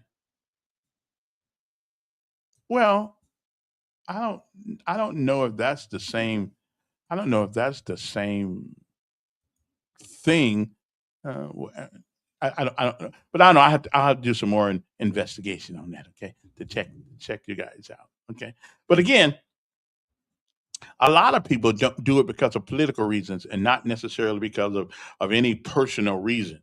And then they get on the political wagon and they just stay there and don't know when to get off. Okay. Talked to Reed Ingram last night about the prayer bill. And this is how this came up. Now, when I got him on the phone, I said, I think that's a waste of time.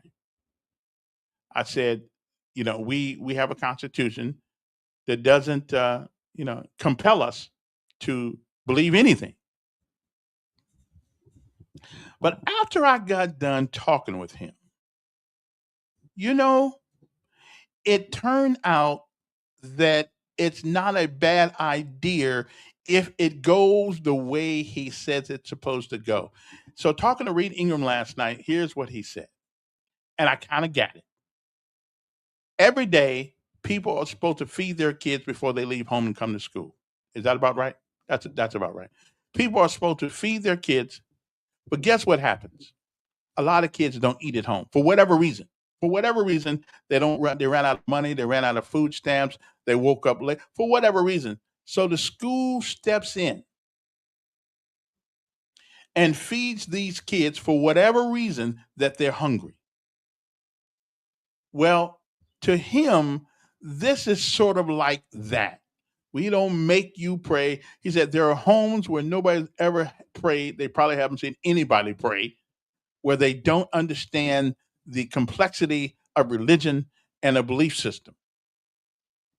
His idea is just introducing him to the thought. And he did say that in his bill, people, if you don't want to hear it, you can walk outside the room. You don't even have to sit in there and listen to it. Okay. I think I changed my mind about it. I changed my mind about it. It's not going to do any good for people who are just against it. It won't do any good at all. But it may make some people realize that there are powers greater than you are. There are things that control destiny better than you can. So, he changed my mind. See, and this is why they politicians need to come on a podcast, a radio show to explain, because you cannot get an understanding with WSFA, WAKA for these TV stations give you 30 seconds. Although they gave Jamel Brown way too much time the other day. But if they talk to you and they can articulate, like police, when they pull you over, they should be able to articulate the reason why they pull you over. If you can't articulate it, if you can't speak it, if you can't explain it, then don't do it. Okay? So he did a good job last night talking to me Again, using that scenario about kids coming to school and they're hungry and the school feeds them anyway because they're supposed to eat at home. But we do know that there are some people who don't get a chance to eat at home for whatever reason that is. I'm not sure. But there are people who don't get a chance to eat. And so the school steps in. The school steps in and feeds you or give you the opportunity to have a decent meal at least once a day or twice a day, breakfast and lunch, that you may not get at home for whatever reason that is. And you know what? Now that makes sense to me. So he's going to give people an opportunity, if they want to pray for whoever their maker is, whatever, a couple of seconds in school, a minute in school, whatever the case, because we used to do that. And the Pledge of Allegiance and things of that nature. So I don't have a problem with it now. But I thought it was strictly for political posturing. That's what I thought it was for. But I think the man is absolutely sincere about his purpose for putting forth that bill. So it'll probably pass now because I'm for it. Okay, I'm just saying it'll probably pass. So I'm good. Okay, so everybody, don't worry about it. We got this. It's squared away. So we're gonna let that bill pass. So members of the House and the Senate, Elkins likes it, and so therefore let's get out of the way of it. You know, again, we're not forcing anybody to pray. We're not forcing anybody, but again, it's like eating, like feeding the kids when they come home from school. If they're still hungry, we're gonna feed you. Well, sometimes the hunger is within us. It is within us, and we don't know what satisfies that hunger until we explore all of the possibilities. And sometimes that hunger is coming from a place of moral indecisiveness. Trust me, I still have issues with that sometimes. Anyway, so enough of that. Okay, so Reed, I won't try to kill you, Bill. So we good. Moving right along to other things. Let me see what else is happening. I showed you the guy who shot at the people. Downtown. I mean, at the Jubilee thing. What else? Buc-ee's, 33 Buc-ee's locations receive an F rating from the Better Business Bureau. Nearly 3 dozen of all Buc-ee's locations have received an F rating from the Better Business Bureau. Well, I don't really know. I heard of Buc-ee's. I've never really been down to Buc-ee's, but I heard it's a hoot to go down there and shop. So I don't care what they say about it. I'm going at least one time. I think they got one in Auburn. I'm just going down there and just see what it's all about, what the hoopla is all about. All right, what else is going on? Uniontown leaders. Yeah, okay. Oh, key witnesses are traveling with the Anana Byers murder suspect to an area where her body was found. And this guy is, they just waited so long to have her trial. They waited so long until, again, the sting of it is gone. The sting of it is gone. Pledge of Allegiance created a problem for me in class. How come? Well, why did that create a problem? Oh, Georgia has a moment of silent prayer. Big waste of time doing announcements. Okay. I'm driving to Auburn to Buc-ee. Right on, because you know I can't see down that freeway anyway. So Dr. Joe, why did you have a problem with the Pledge of Allegiance? Why did it create a problem? I pledge allegiance to the flag of the United States of America, for one nation, under God, indivisible, liberty, and justice for all. What's wrong with that? I think I got one word wrong there. What's wrong with that? Come on now, wait before I go. Don't wait till I go and then come back. Why did you have a problem with the Pledge of Allegiance?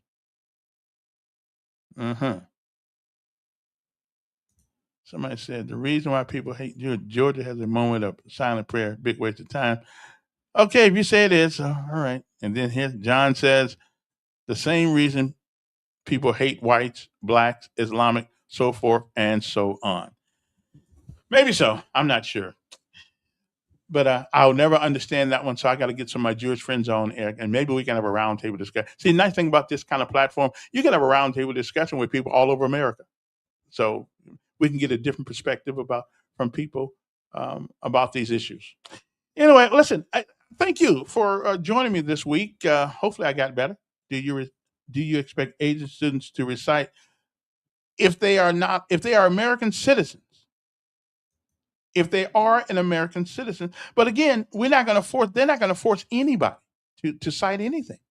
I mean, if Buddha is your guy, then you can set up, you can silently pray to Buddha. But I don't. Again, it's government making you pray that is against our Constitution. Okay, man, you got about 1 minute, then I got to go. Hey, Kevin, those women who are married or have gotten remarried or whatever the case is will have a hard time registering to vote because they're gonna their marriage certificate is going to say one thing and their birth certificate is going to say another. This is designed to disenfranchise women. Wait a minute. You don't have to take you take your driver's license, and you can always. Kevin, they're fixing it now where it's going to have to be either your birth certificate. It don't say that. I read the act. It don't say nothing about birth certificate. Kevin, the truth is in the details. You don't have enough time. We'll talk about it next week. Okay. Another Democrat, the Supreme Court students don't have to stand or recite the pledge, and they don't. He's not asking people. He's not right again. The government cannot mandate you to do that. But again, all you're doing is giving people a bad attitude about you. I mean, this is America. What do you mean you won't pledge allegiance to the flag? I mean, it's all you're doing is saying we'll do what it takes to protect it and the things that which it stands for. But hey, if we got to fight that hard with somebody, we need to let them leave the country. If we got to fight that hard to get you to appreciate the place where you live, then you probably don't need to be here. And if you're born here, that's one thing. But if you ain't born here and you don't want to pledge allegiance to the flag, you don't want to give a loyalty pledge to this country, then we need to put you on a boat, a bus, an airplane, and let you go. That's the way I see it today. And with that, it is time for me to go.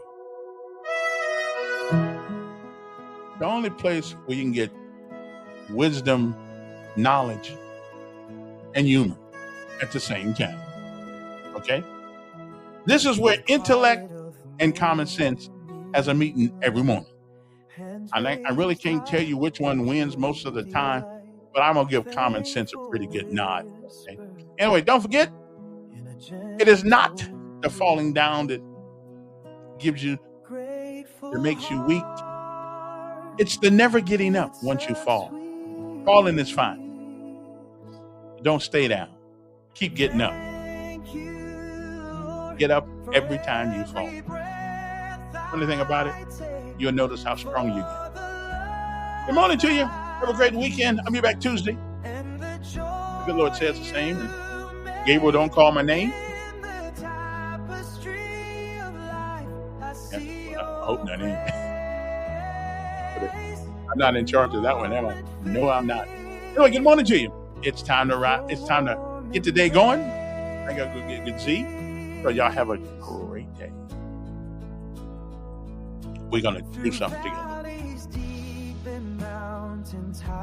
Your faith, a beacon in the sky.